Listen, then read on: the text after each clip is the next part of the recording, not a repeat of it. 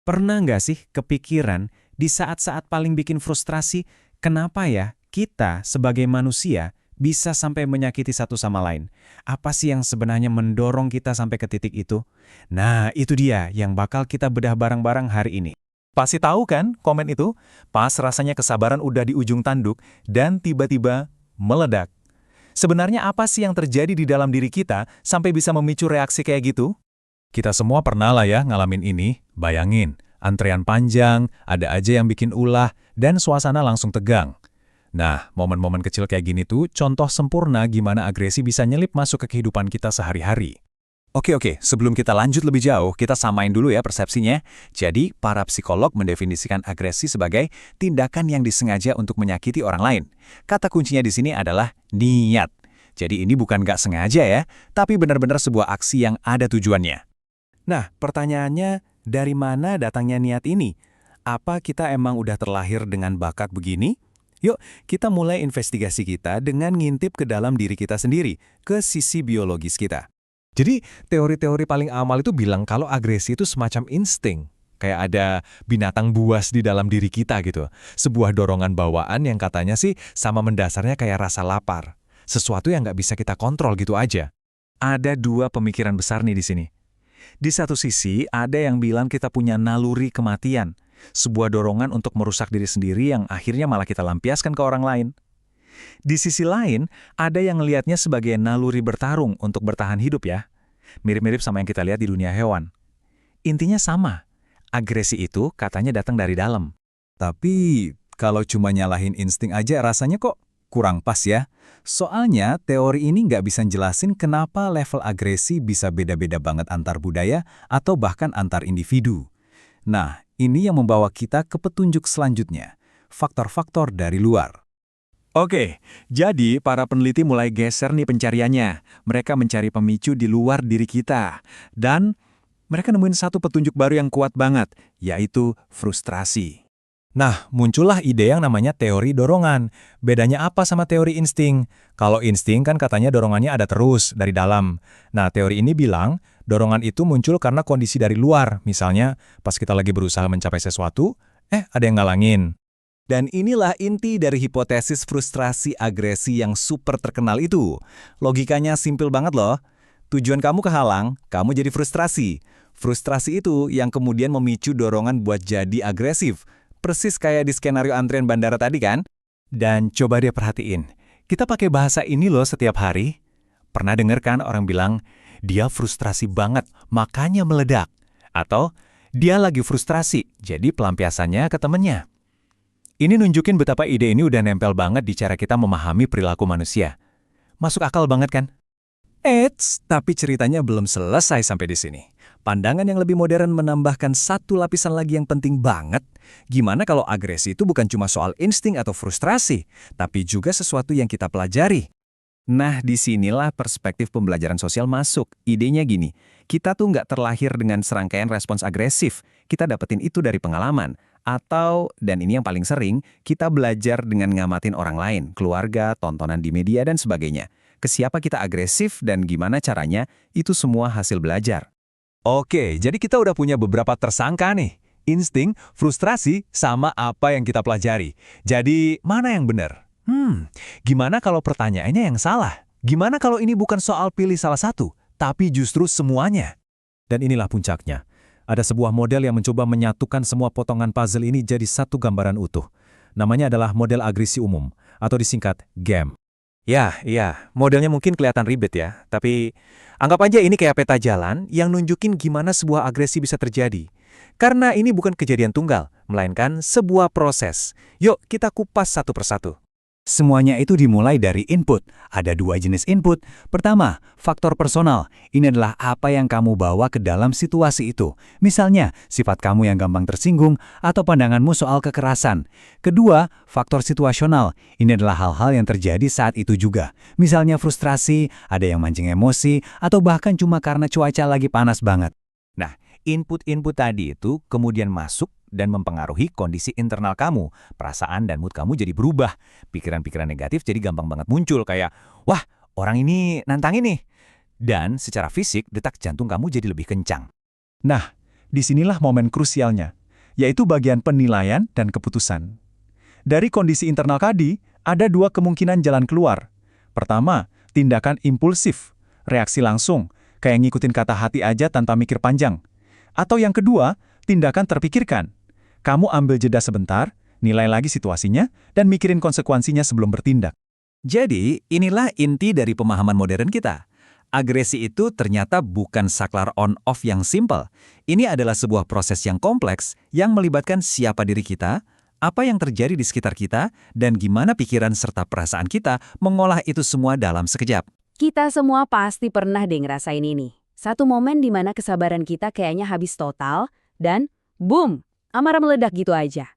Mungkin pas lagi kejebak macet, pas ngantri panjang banget, atau waktu lagi debat kusir. Marah itu wajah bagian dari hidup kita. Tapi pernah nggak sih Anda berhenti sejenak dan bertanya-tanya, sebenarnya apa sih pemicu yang bikin rasa kesal biasa berubah jadi amarah yang meluap-luap? Nah, dalam beberapa menit ke depan, kita akan coba bongkar sains di balik agresi. Kita akan lihat pemicu langsungnya, proses tersembunyi di dalam tubuh kita, dan bahkan gimana media, tanpa kita sadari, bisa ikut membentuk reaksi kita. Yuk kita mulai. Oke, kita mulai dari pemicu yang paling jelas ya. Ini adalah alasan-alasan yang biasanya kita sadari. Tapi sayangnya, seringkali sadarnya telat, pas kita udah keburu meledak. Coba bayangin kita mundur jauh ke tahun 1939. Para psikolog mengajukan sebuah teori dasar yang ternyata masih relevan banget sampai sekarang. Intinya simpel banget. Waktu kita lagi berusaha mencapai sesuatu, terus ada yang ngalangin, reaksi alami kita seringnya adalah agresi. Ini salah satu ide paling Allah dan paling kuat untuk ngejelasin kenapa kita bisa marah. Nah, kutipan ini pas banget kan ngegambarinya. Ini tuh bukan teori di buku doang loh, ini perasaan yang personal banget. Coba aja bayangin, pas lagi buru-buru ke kantor tapi kejebak macet parah. Atau pas ada temen yang ingkar janji. Nah, itulah rasa frustrasi yang kita maksud. Tapi tunggu dulu, ini poin yang penting banget. Frustrasi itu ibarat korek api yang dinyalain. Dia bisa banget nyulut api amarah yang besar. Tapi kadang, responnya bukan marah, malah jadi sedih atau kecewa. Jadi walaupun frustrasi itu bahan bakar yang kuat, itu bukan jaminan kita bakal meledak. Sekarang kita bahas pemicu agresi nomor satu lainnya.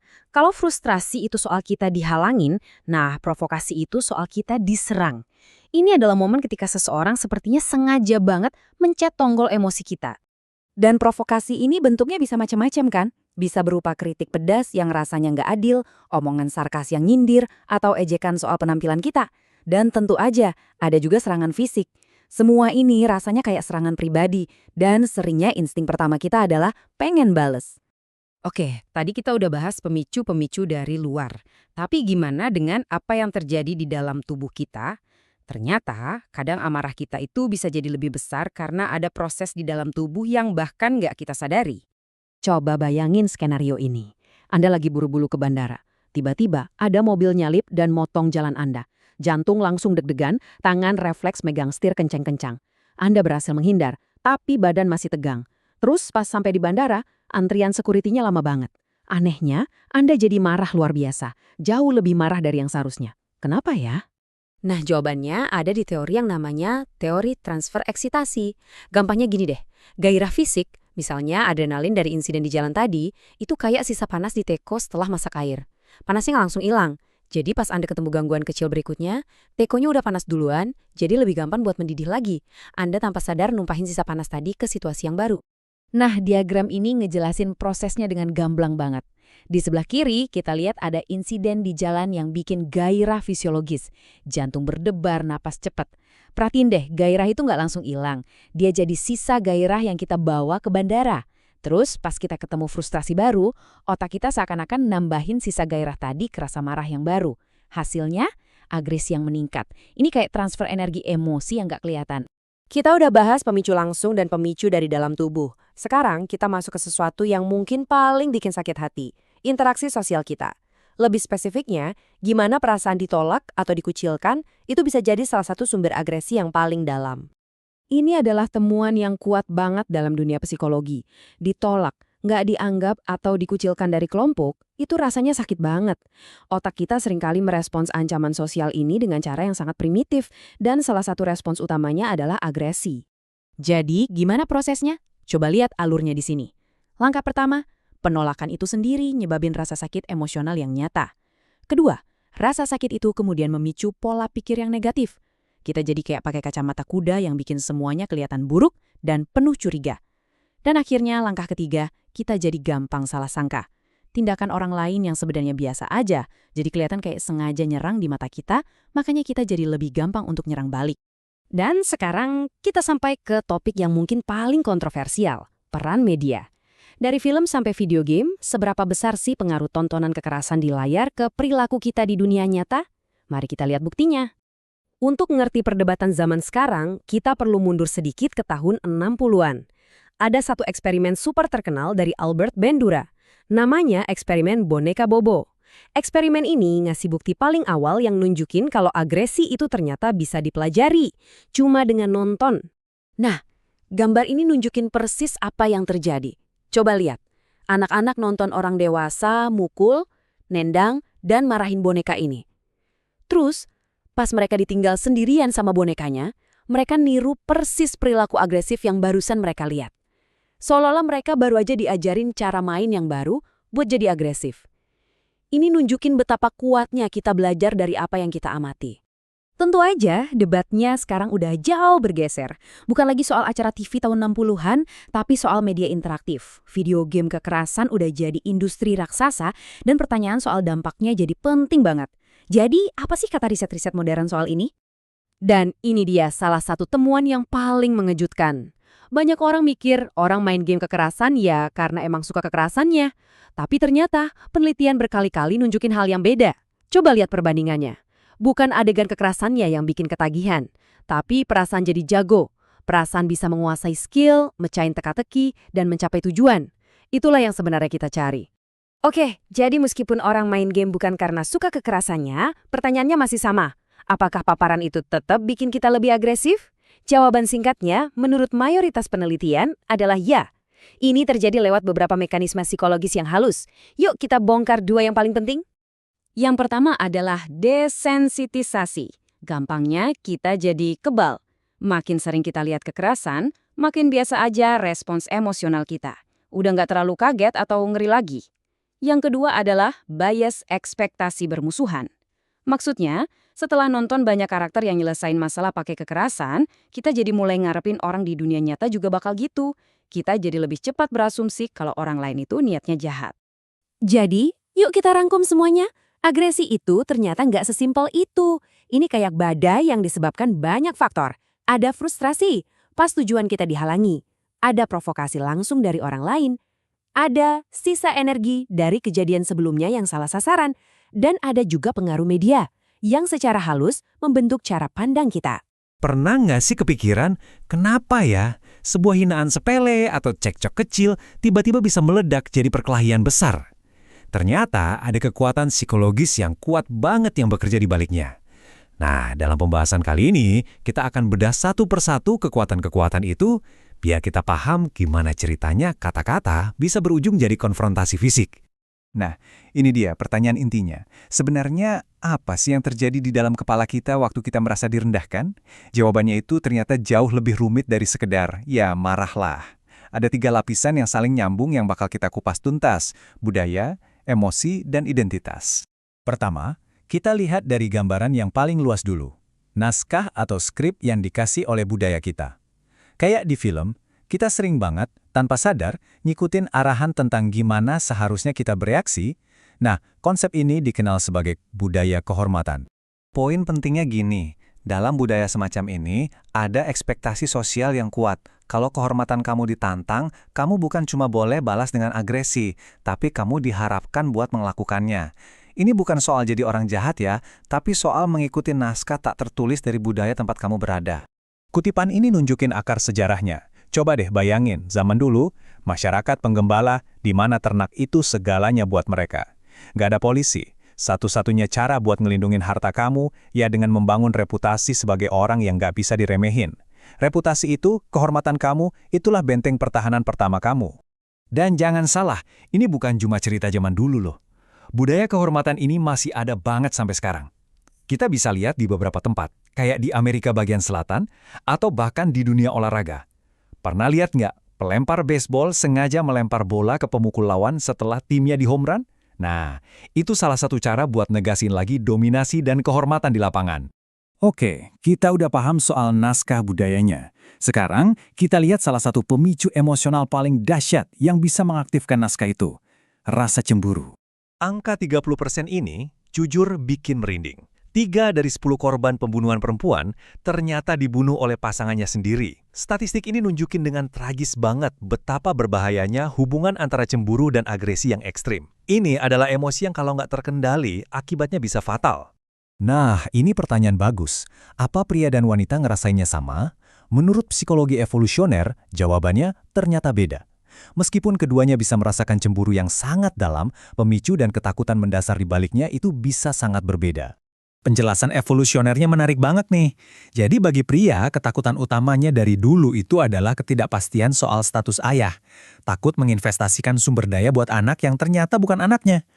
Ini yang bikin perselingkuhan seksual jadi ancaman utama. Nah, kalau bagi wanita, ketakutan utamanya adalah kehilangan sumber daya dan dukungan dari pasangan buat membesarkan anak.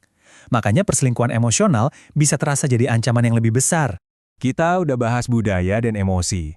Sekarang, mari kita gali lebih dalam lagi, sampai ke level identitas individu. Di sini, kita ketemu konsep yang kuat banget. Namanya maskulinitas yang rentan.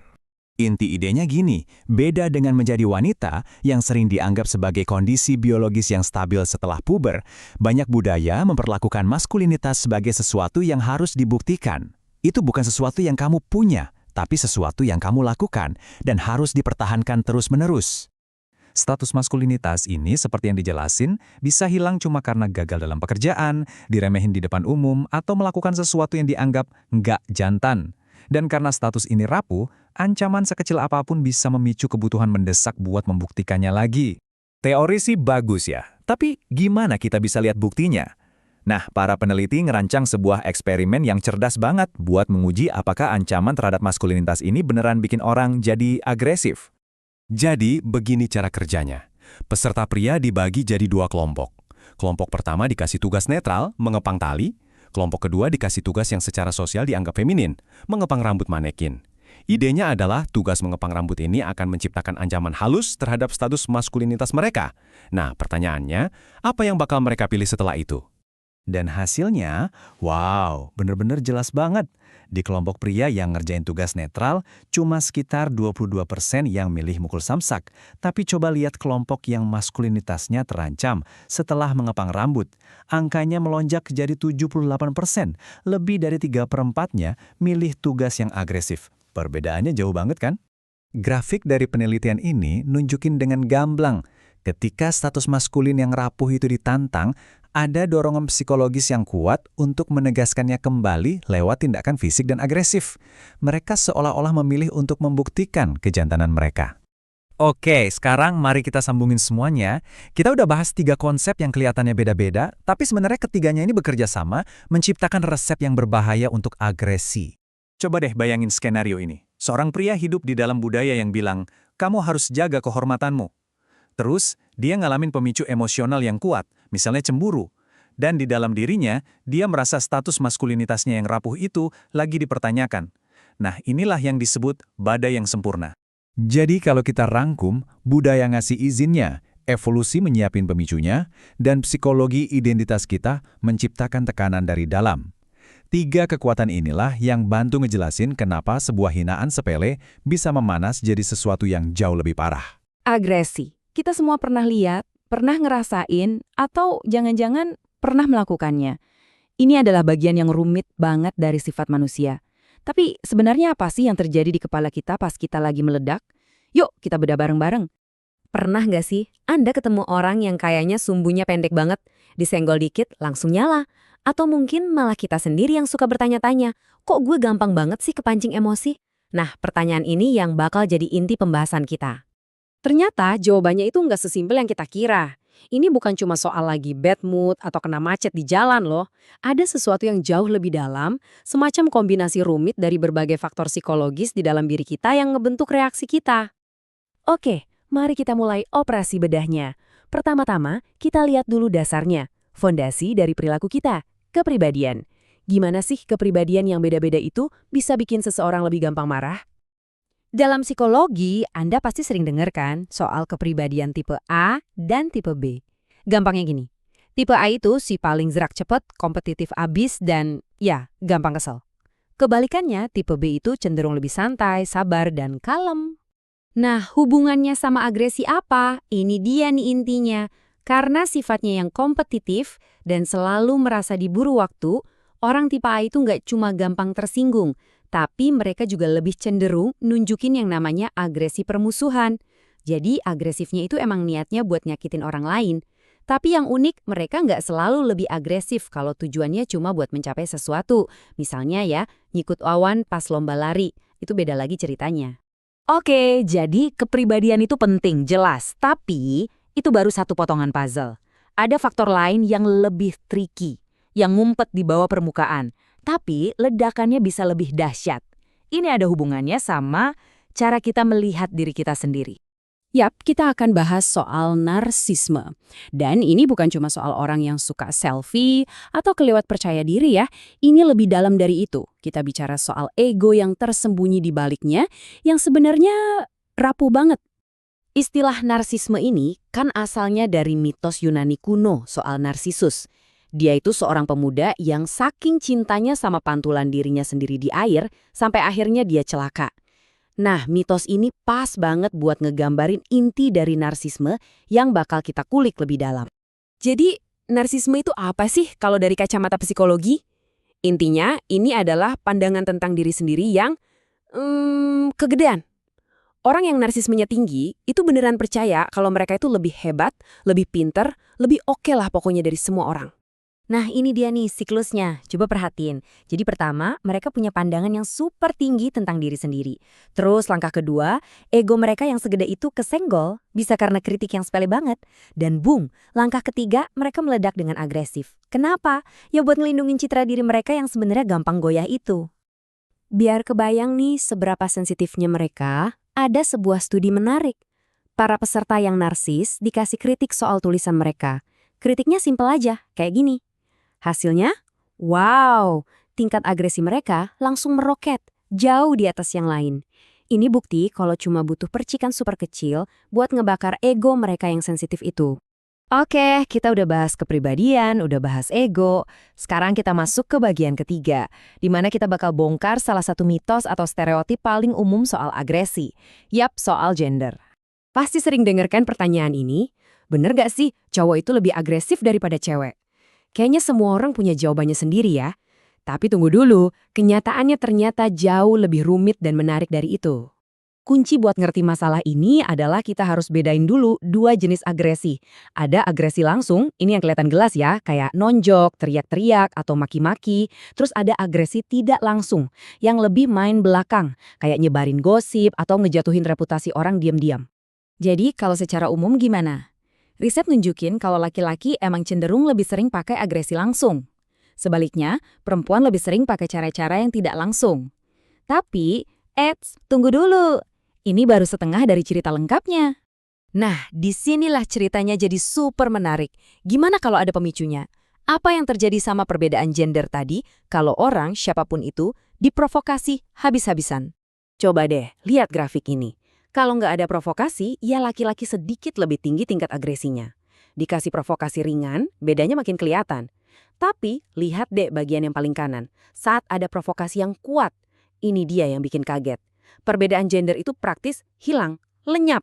Artinya, kalau udah kepancing banget, laki-laki dan perempuan itu bisa sama-sama meledak. Jadi, setelah kita lihat dari sisi kepribadian, ego, sampai gender, yuk kita tarik benang merahnya biar kita dapat gambaran yang utuh tentang kenapa sih kita gampang marah. Jadi, apa aja poin-poin penting yang bisa kita bawa pulang? Pertama, agresi itu bukan gara-gara satu hal. Ini tuh interaksi rumit antara siapa diri kita, misalnya punya kepribadian tipe A atau narsis, dengan situasi yang kita hadapi. Orang tipe A emang lebih gampang panas. Narsisis bisa meledak hebat kalau egonya kesenggol. Dan yang terakhir soal gender, perbedaan yang kita kira besar itu bisa jadi nggak ada artinya kalau provokasinya udah kelewat batas. Pernah sih ngerasa kok gampang banget kepancing emosi pas cuaca lagi panas-panasnya, atau mungkin lihat pertengkaran kecil kok bisa jadi gede banget cuma gara-gara beberapa gelas minuman. Ternyata itu bukan cuma perasaan Anda doang.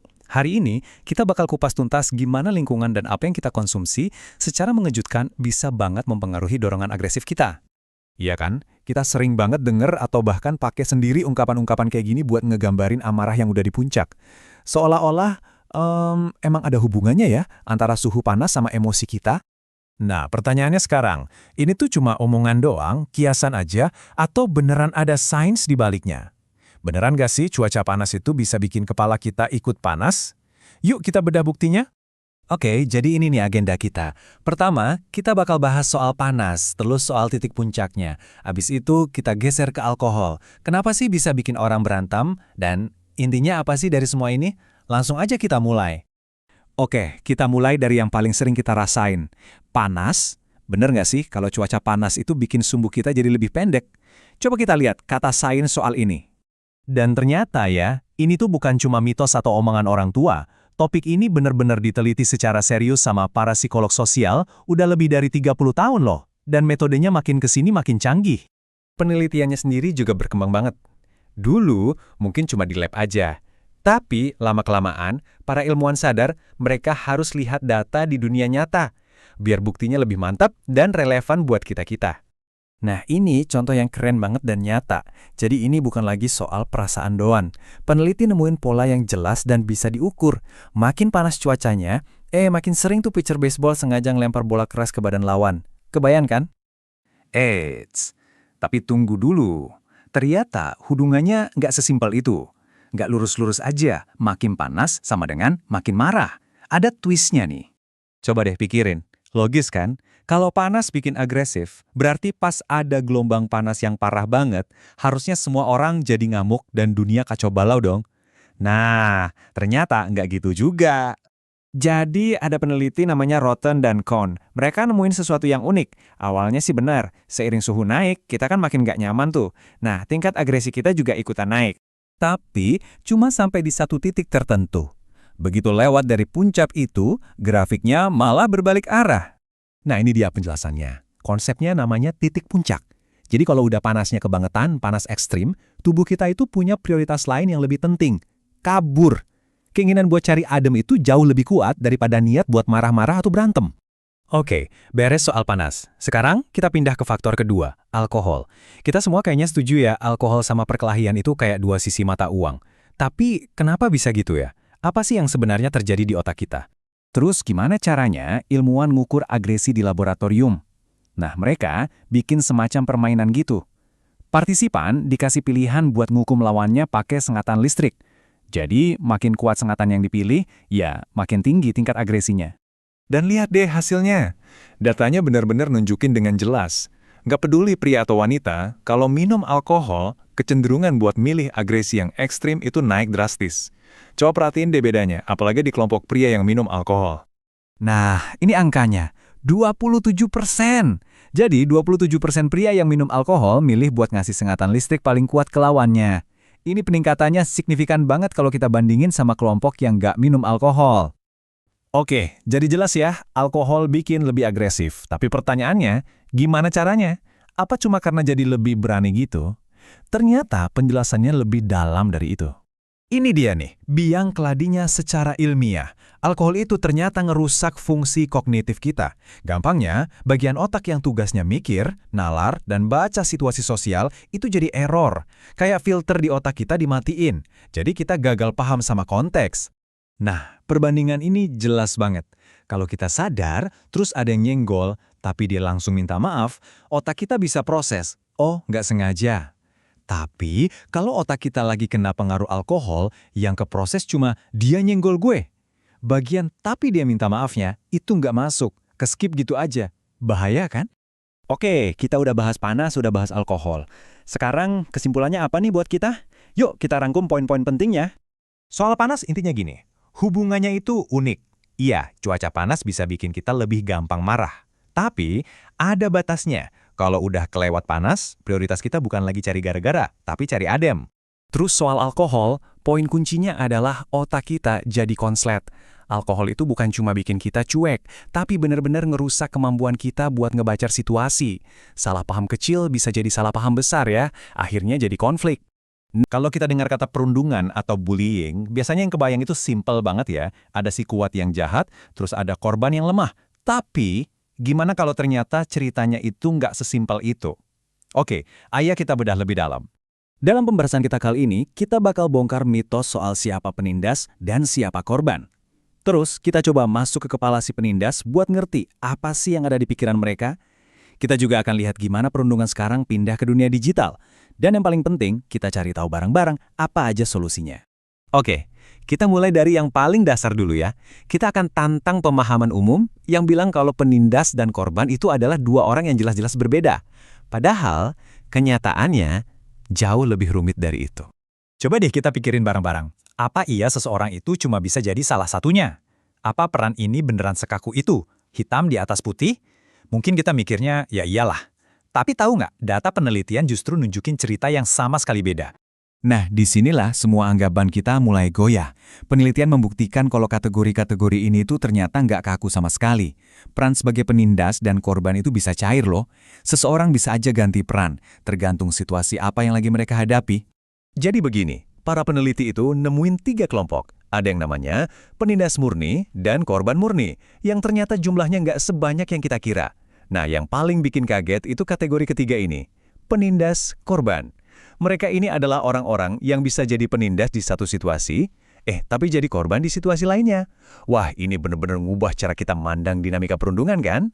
Oke, setelah kita tahu kalau peran siapanya bisa gonta-ganti, sekarang kita geser ke pertanyaan yang lebih dalam. Kenapa? Sebenarnya apa sih yang mendorong seseorang buat jadi agresif? Dan ini dia salah satu temuan kuncinya. Beda banget sama stereotip penindas yang kita kira super percaya diri, penelitian justru menemukan kalau harga diri yang rendah itu jadi faktor utama. Jadi agresi itu cuma cara buat menutupi rasa insecure dan ya membangun citra diri mereka. Jadi ini bukan sekedar iseng ya, motivasi mereka tuh kompleks banget.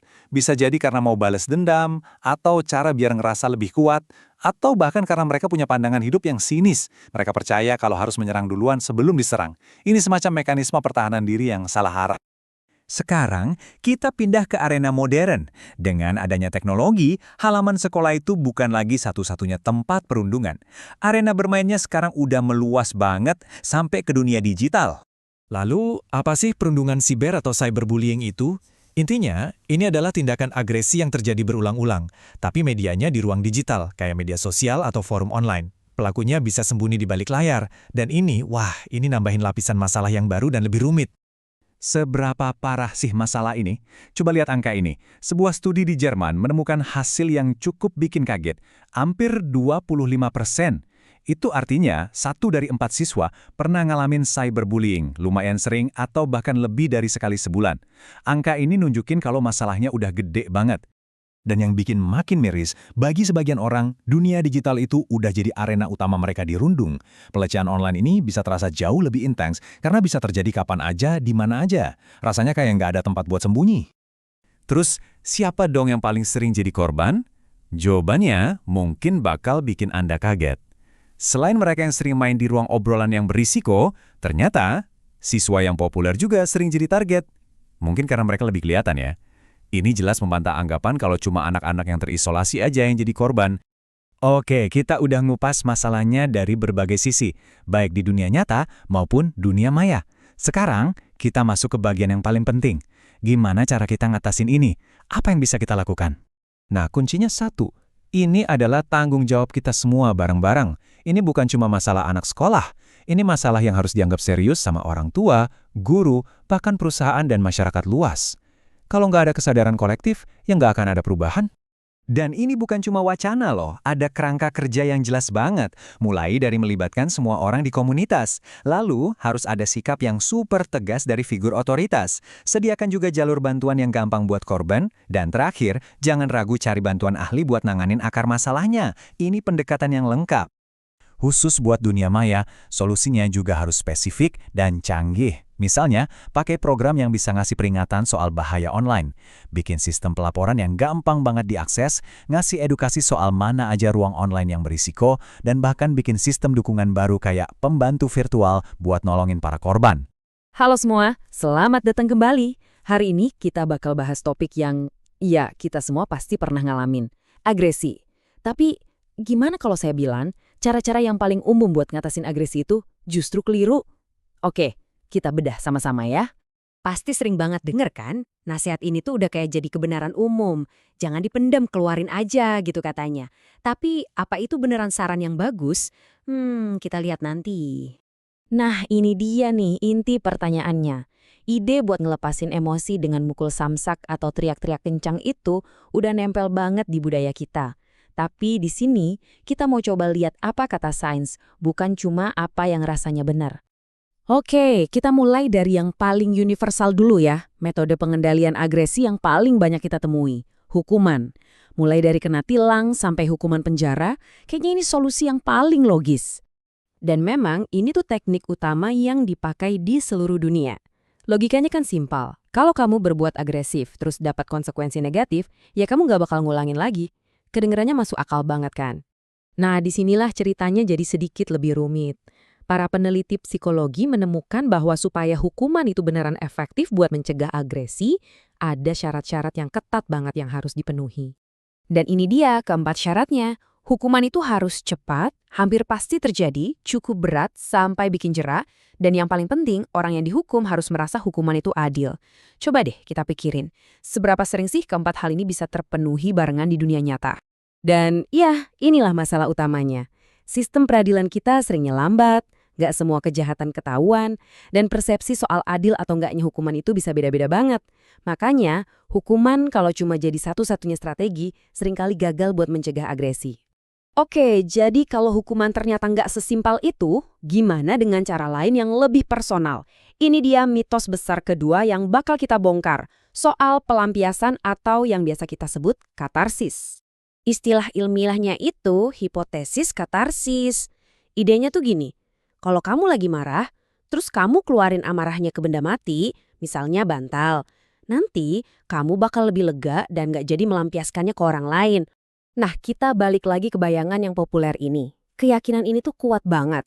Memang sih, rasanya lega gitu ya setelah melampiaskannya. Tapi, apa sih yang sebenarnya terjadi di dalam otak kita? Dan ini dia, fakta yang mungkin bikin kaget. Bertolak belakang sama kepercayaan umum, riset secara konsisten nunjukin bahwa tindakan melampiaskan amarah itu justru bisa bikin kita makin marah. Ini tuh kayak nyiram bensin ke api, bukannya madamin. Loh, kok bisa gitu? Pertama, saat kita fokus sama agresi, kita itu sebenarnya lagi melatih otak kita untuk mikir lebih agresif. Kedua, tindakan agresif itu sendiri bisa terasa memuaskan, yang tanpa sadar malah memperkuat dorongan itu di masa depan. Jadi, ya, mungkin ada kelegaan sesaat, tapi itu nggak menyelesaikan masalah jangka panjangnya. Nah, ini pertanyaan yang paling penting. Kalau metode-metode yang paling populer ternyata nggak efektif, terus kita harus gimana dong? Untungnya, psikologi punya beberapa strategi lain yang didukung oleh bukti ilmiah. Strategi efektif pertama itu sumbernya bukan dari luar, tapi justru dari dalam diri kita sendiri. Coba deh bayangin kalau pengendalian diri itu seperti otot yang bisa dilatih. Konsep kuncinya di sini itu namanya regulasi diri. Ini adalah kemampuan internal kita buat ngelola pikiran, perasaan, dan tindakan kita, terutama pas lagi berhadapan sama dorongan kuat kayak amarah. Anggap aja regulasi diri itu kayak baterai. Kalau kita lagi capek, stres, atau kelaparan, baterai pengendalian diri kita itu jadi lobat. Nah, di kondisi seperti ini, kita jadi jauh lebih gampang bertindak agresif karena nggak punya energi mental buat nahan diri. Jadi, poin krusialnya adalah, sama kayak otot, pengendalian diri itu bisa kita latih.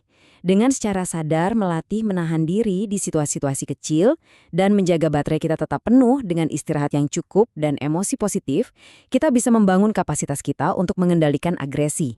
Oke, kita lanjut ke strategi efektif kedua yang fokusnya ke sesuatu yang mungkin nggak kita duga, yakni melindungi ego kita. Penelitian nunjukin kalau agresi itu seringkali jadi semacam respons untuk bertahan. Terutama buat orang-orang dengan tingkat narsisme tinggi, kritik atau hinaan itu terasa kayak serangan pribadi ke citra diri mereka. dan mereka balas menyerang untuk mempertahankan ego mereka.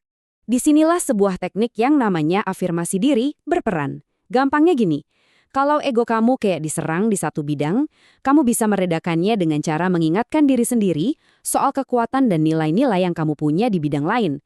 Jadi kayak membangun tameng mental gitu.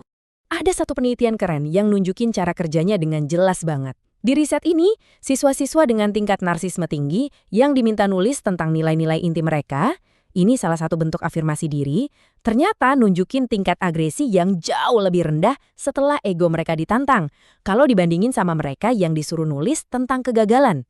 Jadi, setelah kita bahas semua ini, kayaknya ada satu benang merah yang jelas banget ya. Kunci buat mengendalikan agresi itu tampaknya bukan ada di kekuatan dari luar, tapi justru dari kekuatan internal kita sendiri. Yuk kita rangkum lagi poin-poin pentingnya. Hukuman itu punya syarat yang ketat banget. Melampiaskan amarah itu mitos yang justru bisa jadi bumerang. Kontrol yang sesungguhnya itu datang dari kemampuan kita untuk meregulasi diri dan cara kita merespon ancaman terhadap ego kita. Pernah kepikiran gak sih, apa ya yang bikin manusia itu bisa nyakitin satu sama lain? Mulai dari cyberbullying sampai konflik besar-besaran, agresi itu kan bagian yang ya cukup gelap lah dari pengalaman kita sebagai manusia.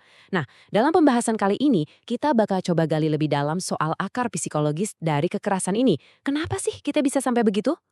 Kisah tragis kayak gini, ini benar-benar jadi pengingat yang keras buat kita semua. Ini bukan lagi sekedar gosip di koridor sekolah loh. Teknologi sekarang ngasih kita senjata-senjata baru yang ampuh banget buat nyakitin orang. Dan seringnya, kita sembunyi di balik layar. Dampaknya, seperti yang kita lihat di sini, bisa sangat-sangat fatal. Nah, ini nih yang jadi pertanyaan utamanya.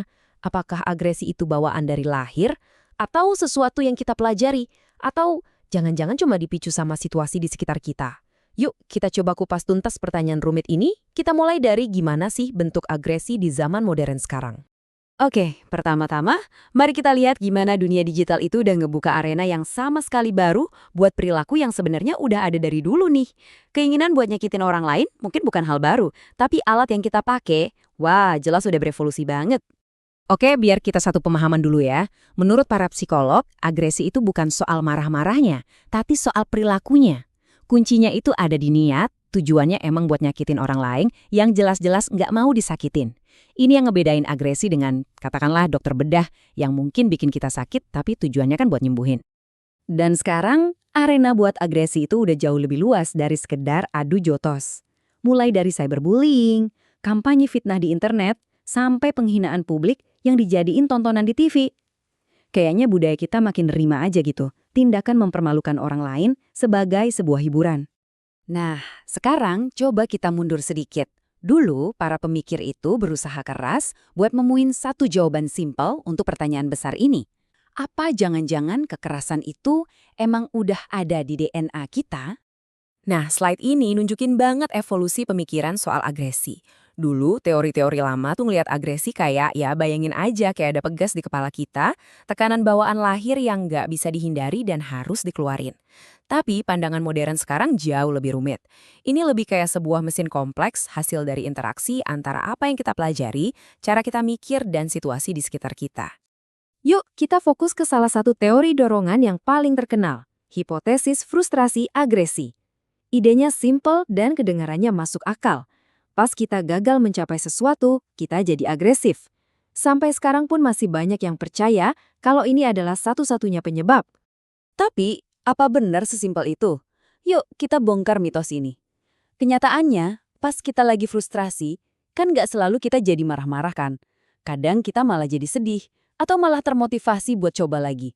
Jadi, agresi itu cuma salah satu dari sekian banyak kemungkinan respons.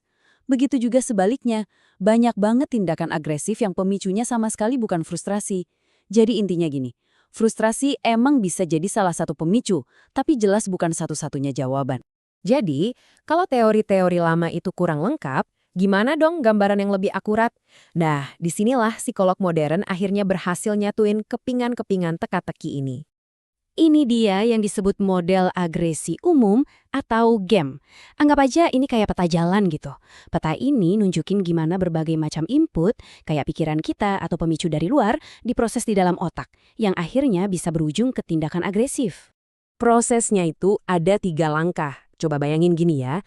Pertama, ada yang namanya input. Ini momen di mana kamu dengan semua keunikan kepribadianmu ketemu sama sebuah pemicu dari luar. Kedua, input tadi itu langsung masuk dan ngubah kondisi internal kamu. Pikiran jadi ngebut, perasaan campur aduk, jantung mungkin jadi deg-degan. Nah, terakhir, setelah otak kita ngelakuin penilaian super cepat, kita pun bertindak. Bisa aja impulsif, bisa juga lebih terkendali. Oke, mari kita gali lebih dalam langkah pertama tadi. Apa aja sih input situasional yang bisa memulai reaksi berantai ini? Salah satu pemicu yang paling kuat, jelas, provokasi langsung. Ada cerita soal pemain basket Charles Barkley nih. Jadi, suatu hari di bar, ada orang yang entah kenapa tiba-tiba nyiram dia pakai air. Apa respons Barkley? Dia langsung angkat orang itu dan ngelempar dia keluar jendela. Gila kan? Ini emang contoh yang ekstrim banget, tapi ini nunjukin dengan jelas seberapa cepat provokasi itu bisa nyulut respons agresif. Pemicu kuat lainnya adalah tontonan kekerasan di media. Di sebelah kiri, ini gambar dari eksperimen boneka Bobo yang terkenal tahun 60-an. Di situ, anak-anak niru adegan kekerasan yang mereka lihat.